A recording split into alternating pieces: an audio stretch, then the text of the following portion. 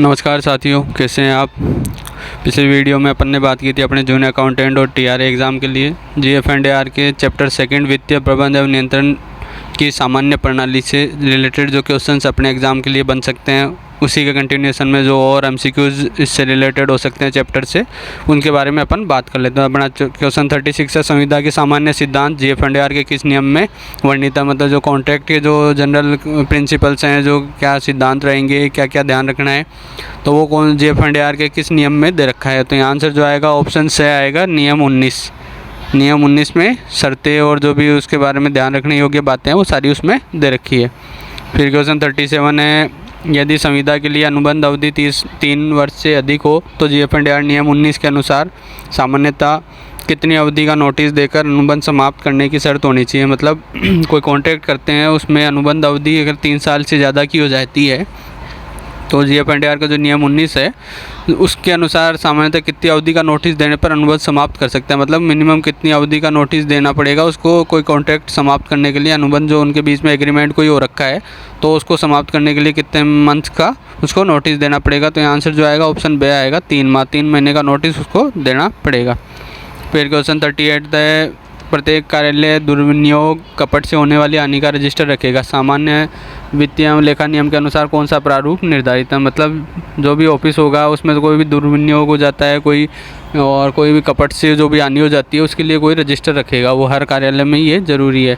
तो ये जीएफ&आर के कौन से प्रारूप में इसका निर्धारित है, नियम के अनुसार कौन सा प्रारूप है जिसमें इसको रजिस्टर को रखा जाएगा। तो आंसर जो आएगा ऑप्शन द आएगा, GA 163। मतलब GA 163 में उसका प्रारूप है जो रजिस्टर रखा जाएगा। फिर क्वेश्चन 39 है, 1 लाख से अधिक क्रय के मामलों की संविदा की प्रति भिजवाई जानी चाहिए। मतलब 1 लाख से ज़्यादा के कोई परचेजिंग हुई है, उसका कॉन्ट्रैक्ट हुआ है, टेंडर हुआ है मान लो, तो उसकी जो संविदा की प्रति होगी, जो कॉपी होगी ऑर्डर की, वो किसको भिजवाई जाएगी। तो यहाँ आंसर जो आएगा ऑप्शन से आएगा, महालेखाकार को, मतलब AG को उसकी कॉपी भिजवाई जाती है। फिर क्वेश्चन 40 है, अनुबंध की दरों से अधिक राशि यदि ठेकेदार को क्षतिपूर्ति के एवज में दी जाती है तो पूर्व स्वीकृति की शर्तें अपेक्षित है। मतलब कोई एग्रीमेंट हो रखा है रेट का कि भाई इस रेट पर उसको सामान कुछ देना है, कोई भी ठेकेदार ये एग्रीमेंट कर लेता है। अब उस राशि से ज़्यादा अगर राशि ठेकेदार को दी जानी है क्षतिपूर्ति के रूप में, मतलब उसको कंपनसेट करना है, मतलब जो राशि उसको स्वीकृत है उससे ज़्यादा राशि देनी है, तो पूर्व स्वीकृति किस स्तर से अपेक्षित है। मतलब सबसे पहले प्रायर अप्रूवल किससे ली जाएगी, उसके बाद ही ये एक्स्ट्रा अमाउंट उसको दी जा सकती है। तो यहाँ से जो आएगा ऑप्शन ए आएगा, वित्त विभाग, मतलब फाइनेंस डिपार्टमेंट। फिर क्वेश्चन 41 है अपने, यदि संविदा के लिए कोई मानक प्रारूप नहीं हो तो जीएफ&आर के सामान्य सिद्धांत नियम 19 के तहत किससे राय ली जानी चाहिए। मतलब कॉन्ट्रैक्ट के लिए कोई जो सेट परफॉर्मा नहीं हो, पहले से कोई मानक प्रारूप डिसाइडेड नहीं हो कि हाँ भाई इसी हिसाब से इसका परफॉर्मा होना चाहिए, अगर ऐसा नहीं हो तो जीएफ&आर के जो नियम 19 है उसके तहत किससे राय ली जाएगी, किससे कंसल्ट की जाएगी, कौन इसके बारे में बताएगा कि किस हिसाब से प्रारूप होना चाहिए। तो यहाँ आंसर जो आएगा ऑप्शन से आएगा, विभाग के वित्तीय एवं विधिक विशेषज्ञ से, जो फाइनेंशियल और जो जुडिशियल या जिसको अपन बोलते हैं लीगल जो एक्सपर्ट होंगे उनसे इनकी राय ली जाएगी और उसी हिसाब से प्रारूप निर्धारित किया जाएगा।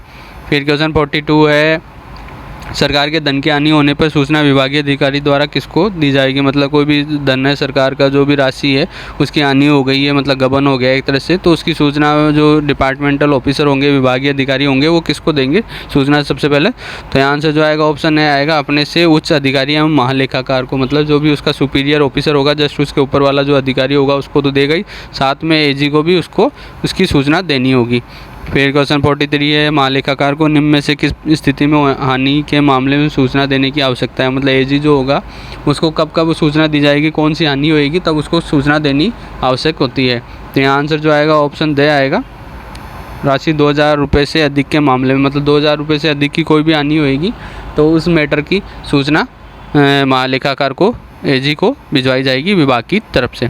फिर क्वेश्चन 44 है, नीलामी के मामले में पुनः नीलामी से कोई हानि यदि 2000 रुपये से अधिक हो तथा जिसका पुस्तक मूल्य कितनी राशि से अधिक होने पर सूचना महालेखाकार, वित्त विभाग एवं प्रशासनिक विभाग को दी जाएगी।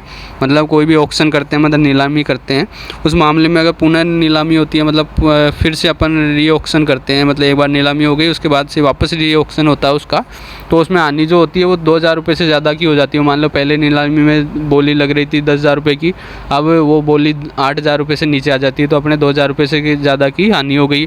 और साथ ही जिस वस्तु को अपन बेच रहे थे, जो भी बिल्डिंग थी, जो भी आर्टिकल था, जो भी था, उसका पुस्तक मूल्य मतलब बुक वैल्यू कितनी राशि से अधिक होना चाहिए, जब उसको अपन एजी, फाइनेंस डिपार्टमेंट और जो एडमिनिस्ट्रेटिव डिपार्टमेंट होंगे उनको सूचना देंगे, ये जो अपने को आनी हुई है, तो ये कितनी पुस्तक मूल्य होना चाहिए उसका। तो यहाँ आंसर जो आएगा ऑप्शन ए आएगा 25,000 रुपये, मतलब 25,000 रुपये से अधिक का उसका पुस्तक मूल्य होना चाहिए, मतलब उसकी बुक वैल्यू जो बुक्स में चल रही हो 25,000 से ज़्यादा की होनी चाहिए और पुनः नीलामी में 2,000 रुपये से ज़्यादा की आनी होनी चाहिए। तब ये तीनों को, एजी को, फाइनेंस डिपार्टमेंट को और एडमिनिस्ट्रेटिव डिपार्टमेंट को सूचना दी जाएगी इसकी। फिर क्वेश्चन 45 है, कोई हानि पुनः निविदा करने के कारण हुई हो तो सूचना कब तक भिजवाई जाती है। मतलब कोई री ऑक्शन होता है और उसकी वजह से कोई हानि हो जाती है, लॉस हो जाता है, तो ये इसकी सूचना जो अपन ने ऊपर पढ़ी थी, तो ये कब तक भिजवाई जानी होगी, कब तक उसको अपने को भिजवाना होगा।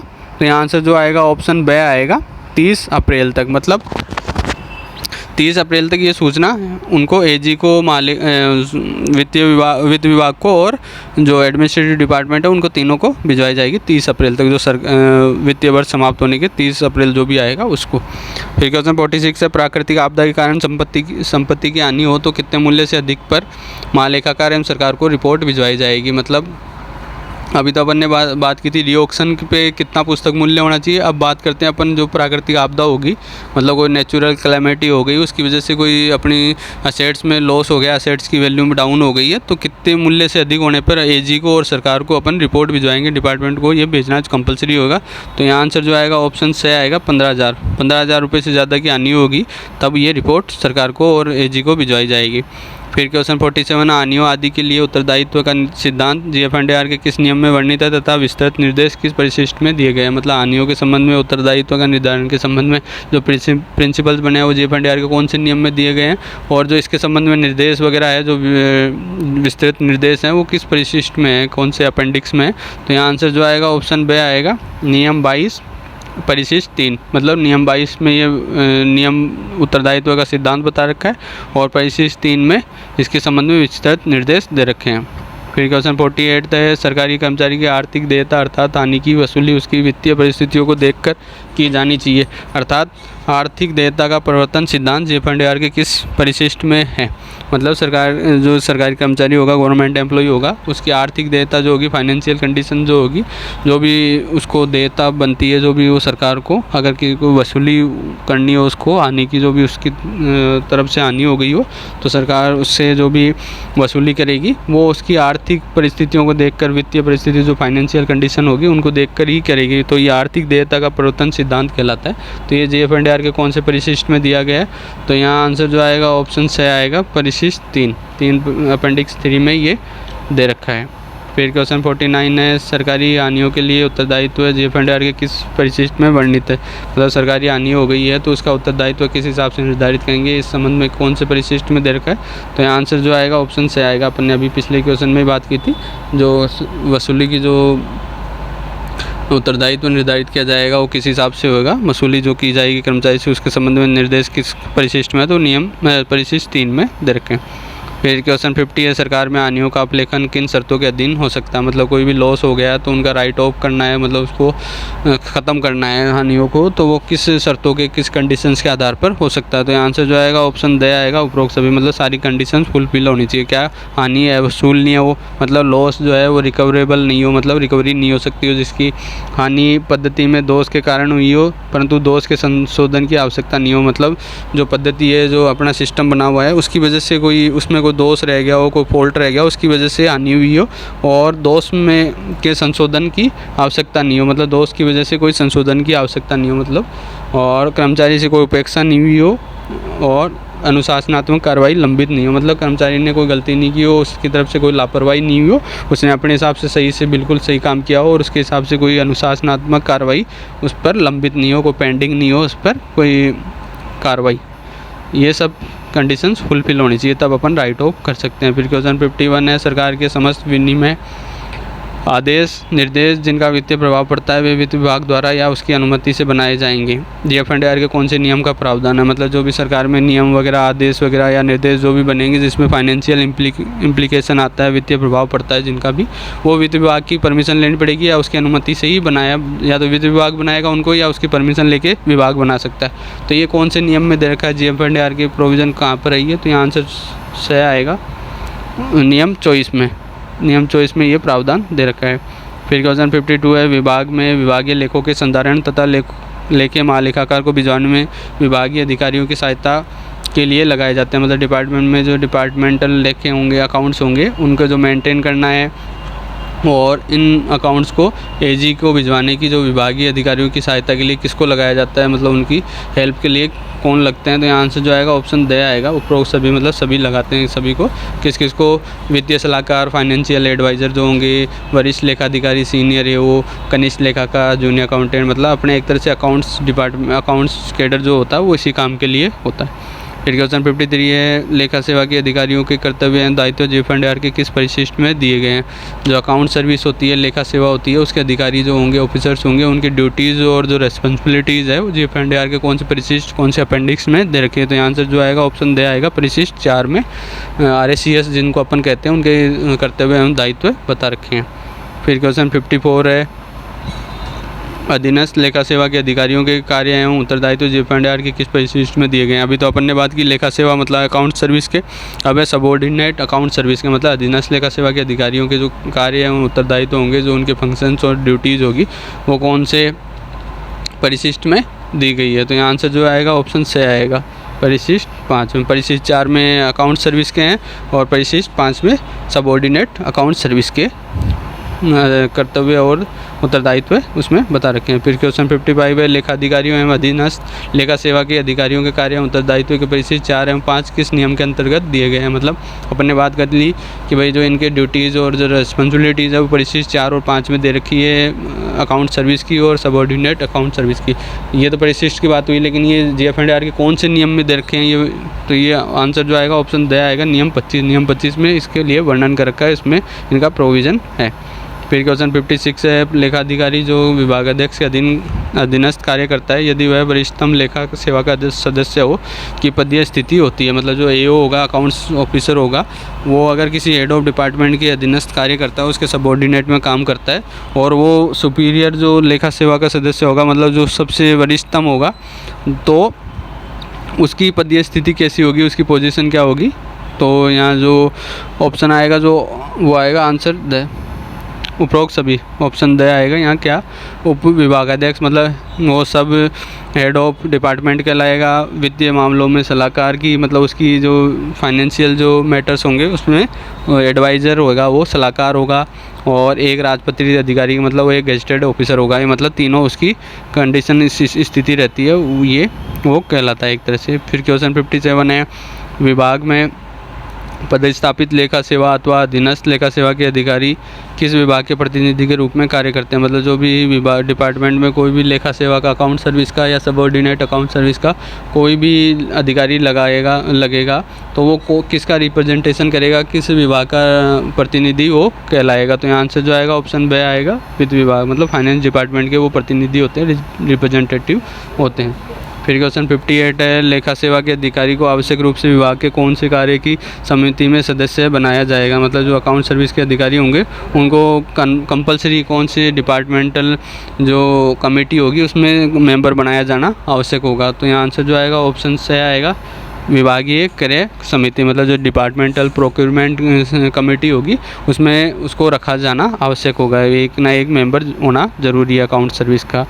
फिर क्वेश्चन 59 है, निम्न में से कौन सा कार्य राजस्थान लेखा सेवा के अधिकारियों के कर्तव्य एवं उत्तरदायित्व में नहीं है। मतलब राजस्थान अकाउंट सर्विस के जो ऑफिसर्स होंगे उनकी ड्यूटीज़ और रिस्पॉन्सिबिलिटी में कौन सा काम नहीं आता है। तो यहाँ आंसर जो आएगा ऑप्शन द आएगा, रोकड़ बही लेखन। मतलब रोकड़ बही को लिखना उसका कार्य नहीं है, मतलब उसको राइट करना, केस बुक को लिखना एक तरह से वो उसका कार्य नहीं है। बाकी महालेखाकार के लेखों से अंक मिलान का कार्य उसका है।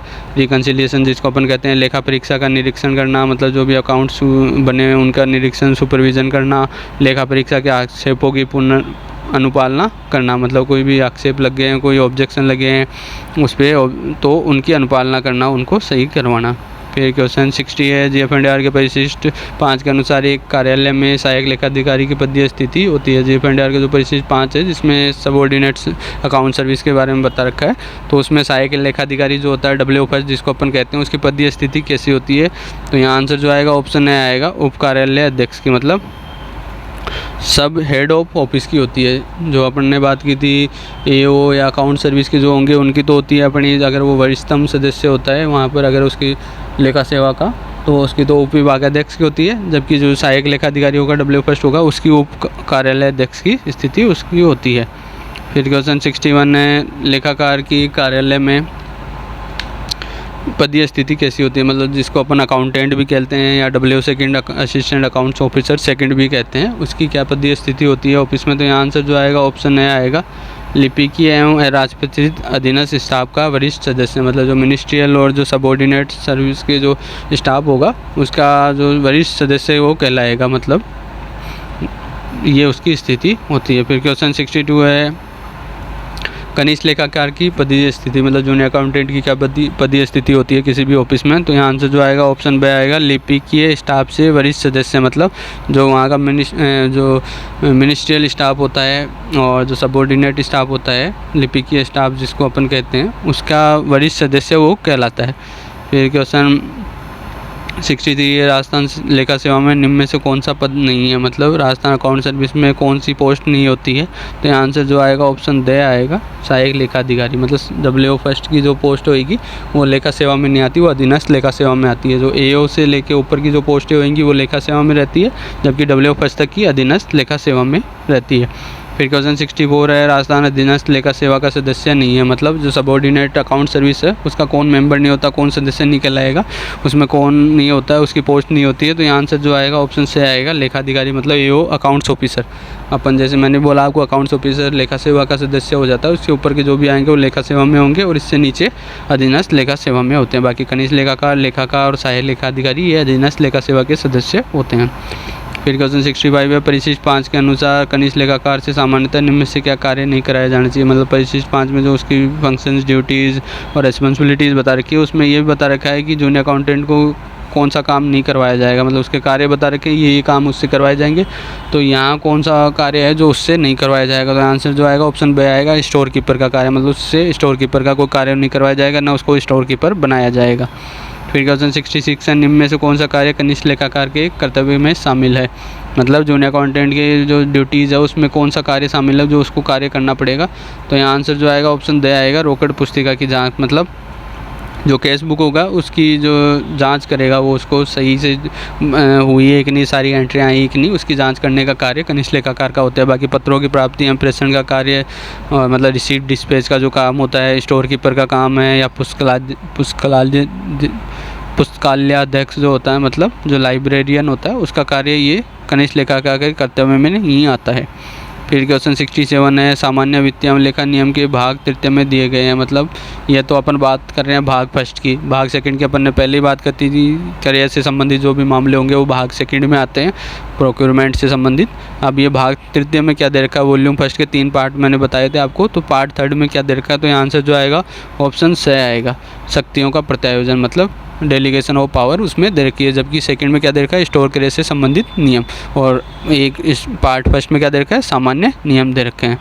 तो साथियों उम्मीद करता हूँ ये वीडियो भी आपको और वीडियो की तरह पसंद आई होगी। यहाँ अपन ने चैप्टर सेकंड से संबंधित जो क्वेश्चन बन सकते हैं वो के लिए सारे कवर कर लिए। नेक्स्ट वीडियो में अपन नेक्स्ट चैप्टर से संबंधित MCQ जो अपने एग्ज़ाम से रिलेटेड बन सकते हैं वो लेकर हाजिर होऊंगा। तब तक प्लीज़ वेट कीजिएगा। मेरी वीडियो पसंद आई हो तो अपने फ्रेंड्स के साथ शेयर ज़रूर कीजिएगा और लाइक अवश्य कीजिएगा।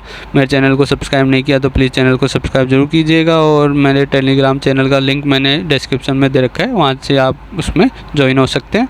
जय हिंद, जय भारत।